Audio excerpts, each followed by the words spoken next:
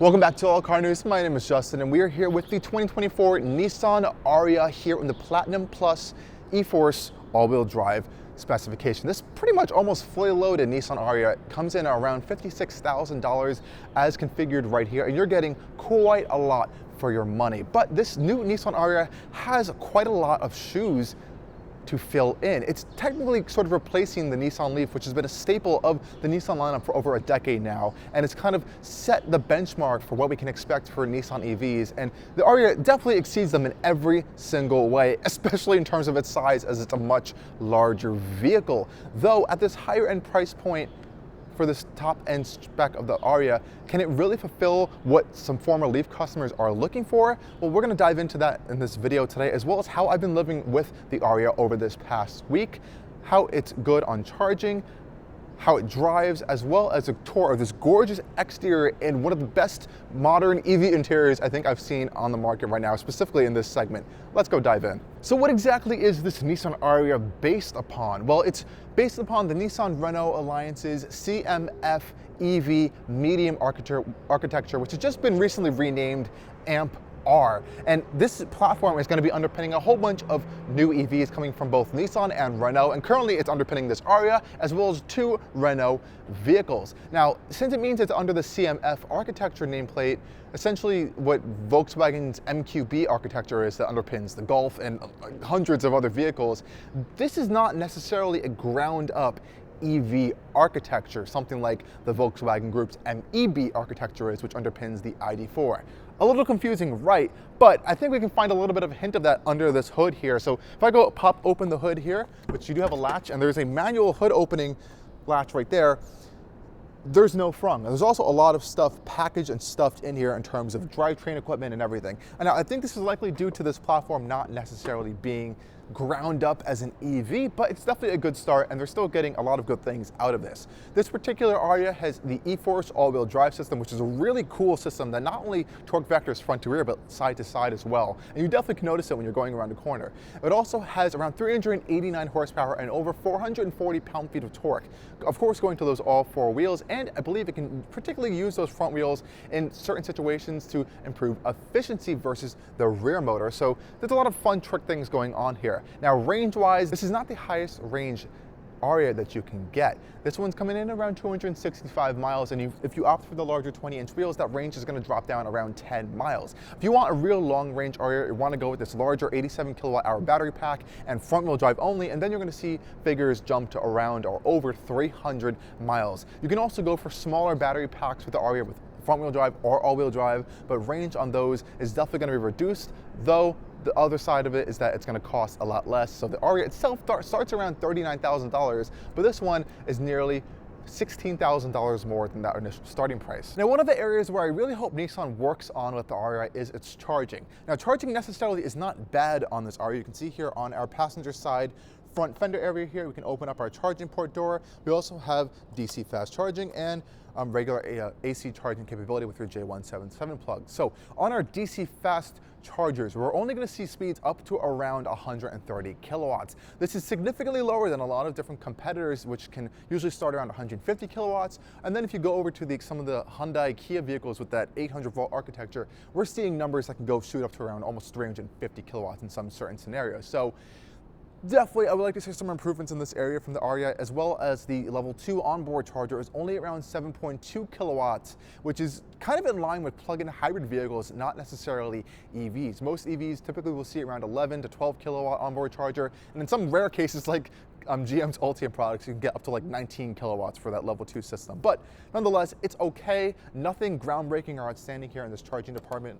So I'd definitely like to see that improved over time from Nissan. And one of my favorite parts of the Nissan Ariya actually is its design, both inside and out. But out here, we have their new design and styling language called Timeless Japanese Futurism. And honestly, if you kind of decipher all those words, it really is a redefinition of Nissan's own design language in a very smooth, aerodynamic, and of course, futuristic styling. You could definitely tell that on the front end with this bold grille area here. It's an evolution of Nissan's old V-Motion style with these very signature daytime running lamps here blending into this blacked out grille, which has a nice curvature and texture pattern on it, and it's hiding all of the Propilot safety assistance systems behind there. We also have a now glowing Nissan badge, which is really nice and kind of accentuated out here with this embossing. We have a very clean lower area here with these passive aerodynamic opening slits that kind of help to move air alongside the wheels. We have a nice gloss black trim here, no exposed black plastic, so I really appreciate Nissan for doing that. We have a very short and stubby front nose here to help improve aerodynamic efficiency. Overall, I really am impressed with this exterior design language up front so far. Coming over to the side here, again, I really like this usage of this painted gloss black plastic for the exterior trim. It almost looks like it has a wide body on the Nissan Ariya, which is a pretty cool touch. But here we have these 19-inch aero wheels on this particular Ariya Platinum Plus. Now you can actually get larger 20-inch wheels on the Platinum Plus, though it is going to reduce your range, so be mindful of that. And I think these look better and are going to offer a better ride with the thicker sidewall on the tire here. We also have these aero covers on this wheel which are painted, which is a really nice touch, and this kind of gray metallic finish on there, which is a nice little touch. We have that new Nissan badge over here, and we're rocking Bridgestone Alenza rubber here, of course meant for good traction but also efficiency as well. So really like what's going on in this tire combination here. I think the design itself is a very tasteful touch for the Ariya. Now this futuristic design language definitely is apparent on the rear end. We have a very tasteful, sleek side profile here. We are missing rear privacy glass, which is something I'd like to see included on the Ariya in the future, as it is an SUV at the end of the day. But we can see here we have this grayed out trim piece blending right into this kind of sort of floating roofline style design for the rear end here. I really like this signature dual fin, shark fin style antennas up front here, something we see on Range Rover products, which is a really cool touch. Again, we have a two-tone paint finish here with this gorgeous deep blue over a black roof, and that black roof blends into this absolutely massive rear spoiler. And this is pretty common we find on a lot of EV SUVs now. It has a nice pass-through here to let air go over the rear glass, and thankfully Nissan has included a rear wiper on here. Not many EVs, especially EV SUVs in this class, include a rear wiper. They kind of just rely on the air to pass over the rear glass and get water off of it in those certain scenarios. So thank you, Nissan, for including that and thinking of customers. Great design from Nissan on this new Ariya. So opening up the trunk here of the Nissan Ariya, of course we have a powered tailgate on this Platinum Plus model, and we have a pretty nice amount of storage back here. Now, it is not the biggest in class though, and it's actually one of the smallest in class for terms of storage, though it is still a large space, very wide openings. Now, and I was expecting to actually find some more storage under the floor here, but I opened the floor up and I found what appears to be a subwoofer for the Bose audio system, so that's not really going anywhere. We have a little bit of storage space extra over here, but really nothing too big. We have a bag for our level 2 EV charger that Nissan has provided with this vehicle, and then opening up this rear case here, again, same situation, really no storage here, but you can kind of move these movable floor panels around to divide up your cargo area here. We have some nice little extra storage cubbies on the side, as well as a Nissan Burst aid kit, which is a nice touch in the back of the Ariya, though overall, really not the largest amount of space. It kind of feels like a sportback or hatchback style rear trunk area versus an SUV as the Ariya is. So definitely, in the future, we may see larger Nissan EV SUVs for sure, but right now, the Ariya definitely needs to improve on its space if it really wants to be super competitive in this class that is hungry to haul families and groceries around. Okay guys, so getting into the Nissan Ariya is a pretty simple task. We have our new style Nissan key fob here, which I actually quite like. It's very sleek and slim, just like the old one, but a little bit more of a modern touch there. Now this has full keyless access, where I really don't need to use the key as long as I have it on me. I believe you can use your phone to unlock it as well, but all I have to do is really walk up to the Ariya, and it should notice I'm coming up here. It turns our lights on for us. It should unfold the mirror. So second I put my hand on the door, and I'm really happy that Nissan included touch capacitive controls on all 4 door handles, so I can just open the vehicle from the rear door even, and not even just the front door, which is a really nice touch. So let's hop in the rear seats first. We're gonna open up this rear door. So far it opens almost, I think, on a 90-degree angle, so that's really gonna give you a lot of nice entry space into the rear of the Ariya. And let's go check out how nice this cabin is, because it really is gorgeous. Coming into the rear of the Ariya, I'm gonna step in quickly and pop into my seat right here. Let's close the door up here. Nice solid thunk actually from this architecture. And here we are in the back seats of the Nissan Ariya, and it's a pretty decent space to be in. Now my seat's a little bit further back. It also has the comfort access on for the entry and exit, so it might be a little bit further back. So let's slide over pretty easily to the passenger seat, and we can do that because we have a nice big flat floor back here, which is this really cool pattern with the carpeting. I really like that touch there. And these seat backs themselves are nice. They're kind of wrapped in this material, which feels interesting. I'm not sure how durable it's going to be, but we have a little bit of some storage cubbies on both of the front passenger and driver's seats, which is a nice touch. We also have heated seats for this second row in this Platinum Plus model. We have a climate control vent as well as a USB-C and a port. And this entire center console actually moves. The driver is able to move this thing completely back. So if I can just press this button here, you can see that it is indeed moving back towards me. So this may impede some third passenger space back here if that is moved back, but no fret, it's easy to move pretty simply. So back here, we also have really nice, comfortable seats, I have to say. Nice stitching and quilting on here. The nice amount of thigh support. A lot of rear seats, especially in EVs, don't focus a lot on thigh support. This one's really not too bad with it, so I like that. And the center console area over here, we do have a folding down center armrest, which is a nice touch. Everything feels quite nice in here, actually. The door panels are really cool. They have this kind of micro suede style material that blends through this center pillar into the front seats, which I rarely see manufacturers do. This is a great touch here.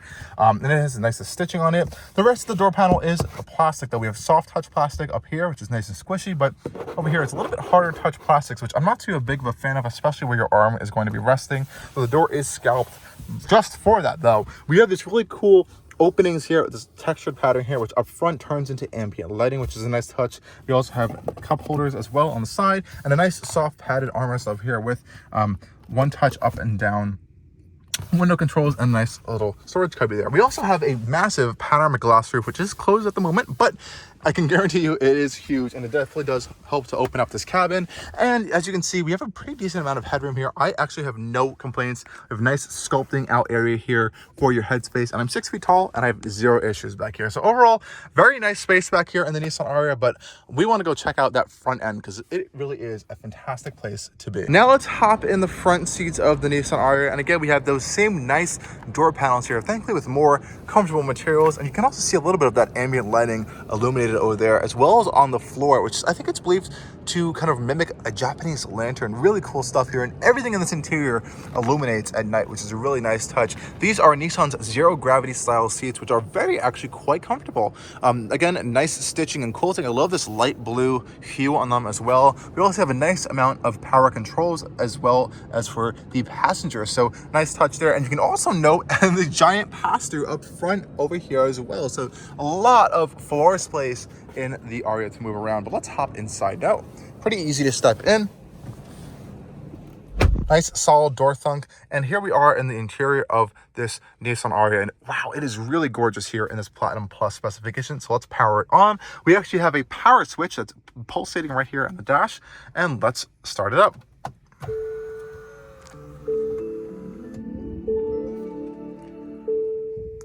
Pretty nice welcome chime to welcome you into the Ariya. So what are we looking at in this pretty gorgeous interior here?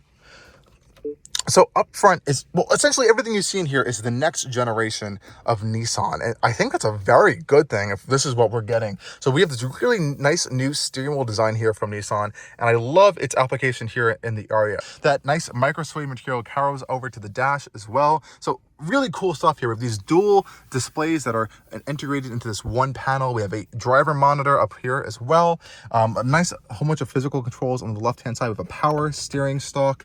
So a lot of nice things going on in here. And I have to say, quality is pretty top-notch as well. So good job, Nissan. But I think that the centerpiece of this interior has to be with the center console over here. So as you can see, we have a nice padded center armrest here. Again, copper-colored stitching. Open this up, it reveals a wireless charging mat and a little bit of tiny storage here. Open this really nice wood-trimmed center console area up, and we have two cup holders here with a little bit of some adjustment. It's right there. Close that up. Very Volvo-esque design here. I love this new shifter design. I wasn't too big of a fan of the shifter in the Rogue, but this is a much better redesigned version. It has ambient lighting going around it. Very simple and easy to use as well. Park button integrated up there. And as we saw in the rear seats, this entire center console can move front and back. Not sure how much of a good feature this is other than a gimmick, but it is something you have. And it does reveal a USB-C and USB-A port over here, as well as a little bit of like a phone holder and a 12-volt socket. So again, nice charging solutions. And this little area here is actually to wrap your cord up so it's not just dangling around on the floor. So really nice, thoughtful touch there from Nissan. But I think the real highlight of this interior is the hidden storage. So as you can see here, we have these transparent buttons through this wood trim that are always illuminated, which will look epic, by the way. And they have haptic feedback as well. So this is some really high-tech stuff that I'd like to see more in these EVs, really pushing the boundaries of what's possible. So you notice here it says open and close, and that reveals this hidden compartment here. So I'm going to press open here.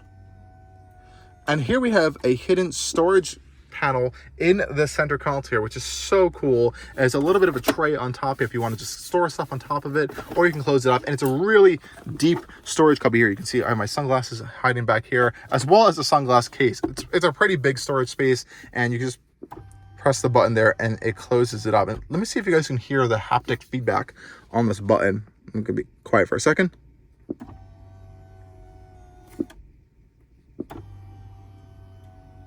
And it feels like you're actually pressing down as well. So really cool stuff there.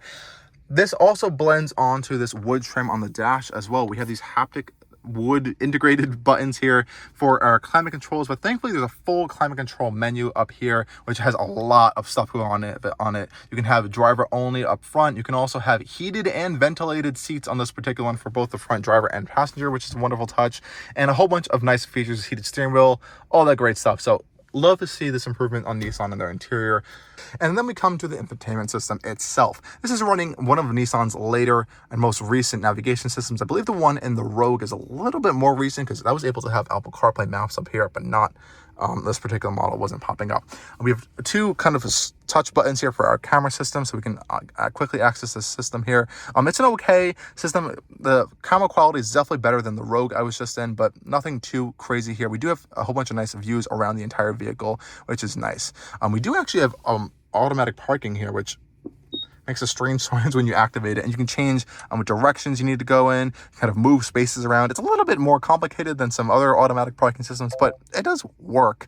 Just maybe not as accurate as some more advanced systems. Also in this interior, we are getting this oddly rectangular shaped rear view mirror here that also functions as a camera if you want it to be. So you can have it as a regular mirror or as a camera. I like the camera. Not too big of a fan of this rectangular shape. I've never seen this before, and it's a little bit funky to use, and I wish the camera would go edge to edge without these bezels, but it works very well, and I actually like the camera's resolution and placement on this particular vehicle. We also thankfully have a physical glove box button. Sorry, I'm getting a little aggressive there. Some manufacturers are putting these buttons in the screens, which is so complicated to use.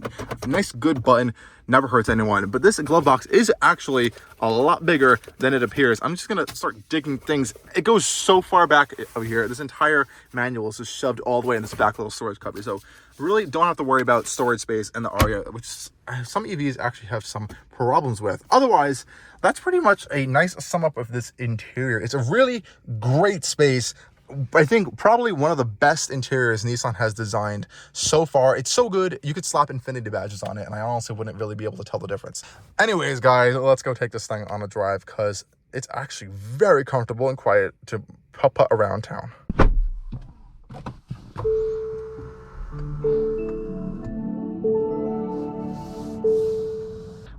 You also have your drive mode selector and this integrated like haptic wood panel here, so you can press these buttons here. So we have sport, standard, eco, and snow. We'll get to that in the driving impressions, as well as our e-step function, which is our sort of quasi one pedal drive. Well, again, I'll get to that in the driving impressions. And we are off in the Nissan Ariya. I'm turned off around 7 miles an hour. Now the Nissan Ariya, at least this particular one, has around, I believe, an 87 kilowatt hour battery pack, or at least 87 kilowatts usable, and we have dual motor all-wheel drive on this particular model. And this one has a cool system. Like Nissan calls it E-Force, E4 CE, funny name, but what it does is not only distribute that power front and rear, but also side to side. It can kind of torque vector, so that's a really cool thing. You can kind of see it on this graph here they put in this gauge cluster, which is pretty nice. You can definitely feel it when you're kind of stepping on it, and you can feel it distributing the power around a corner to keep you planted, though primarily it is going to be using that front motor more. Now we're going to do a quick acceleration in sport mode. Sport mode is the only mode that has a sort of augmented sound, which I'll let you hear right now.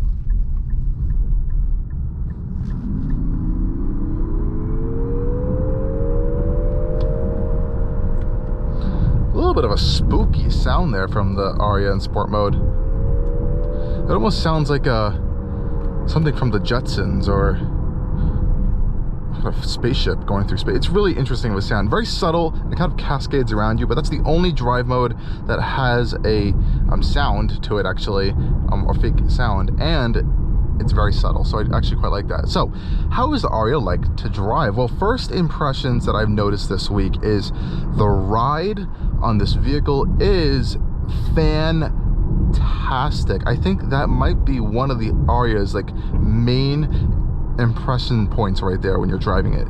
This has to be one of the smoothest, comfortable riding electric vehicles I have been in. The suspension soaks up everything on the road, and Nissan clearly has put in some insane amounts of sound deadening material in this cabin, because for this class of EV it is incredibly quiet. I just cannot get over how good this suspension setup is on the Ariya. It's really, really good at soaking up bumps, canceling their sounds out, just muting everything. Very, very well tuned for the suspension setup here. Now, I also have to say the steering for the Ariya is pretty good. It's very digital, but it's very direct. We really don't have any complaints there either. Now, there is 0 ounces of athleticism or sportiness in the Ariya. These are just all, it's a very good, compliant, comfortable electric vehicle, though there's not even a dash, I would say, of sportiness tuned into this chassis. You know, it's comfortable and compliant, but you know, there's a lot of body roll. The steering is not sharp, quick, or precise, even though it has good good feel and feedback. It doesn't have those sporty qualities to it whatsoever. So if you want that in an EV, you're gonna have to look away from the Ariya, because there's just none of that here. But that does not mean it's not a good vehicle. It's just a normal vehicle. So on those aspects, they did a really fantastic job. Now, it does not mean the Ariya is perfect in every way. I do have to say the seating position in the Ariya is just way too high. I know they are kind of going for this SUV style driving experience, but it's just too high. I'm sitting in the lowest position right now in the Ariya, and I know you can get lower because I can see there's still space from where the bottom of the seat is, but the motors just won't allow you. And that also happens on my armrest here. I just have to put my arm so low in the Ariya. It's a little bit funky. They need to fix that, I think, if they're gonna make any adjustments going in the future in terms of seating position. The next odd thing about the Ariya, unfortunately, is the brake pedal. And this is an issue on the Mercedes electric vehicles as well, where it's not necessarily an issue, it's more of a design choice.